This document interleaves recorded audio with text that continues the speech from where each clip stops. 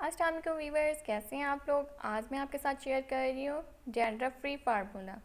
उसके लिए मैं आपके पास लाई हूँ एक शैम्पू।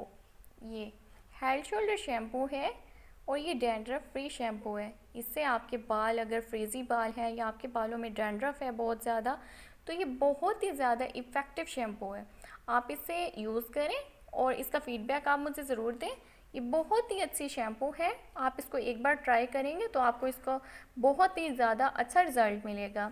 ये बहुत ही इफ़ेक्टिव है। अगर आपके फ्रीज़ी बाल हैं या आपके बाल गिर रहे हैं या फिर आपके बालों में डैंड्रफ हो रही है, तो सब के लिए ये एक ही शैम्पू है। ये तकरीबन 250 इसकी प्राइस है। ये आपको किसी भी जनरल स्टोर से आराम से आप इसे परचेज़ कर सकते हैं और आप इसे ट्राई करें और मुझे इसका फ़ीडबैक ज़रूर दें। और अगर आपको मेरी वीडियो अच्छी लगी है तो मेरे चैनल को लाइक कर दें, सब्सक्राइब कर दें और बेल आइकन को भी ज़रूर दबाएं ताकि मेरी आने वाली नई वीडियोस आप तक सबसे पहले पहुंचे। अल्लाह हाफ़िज़।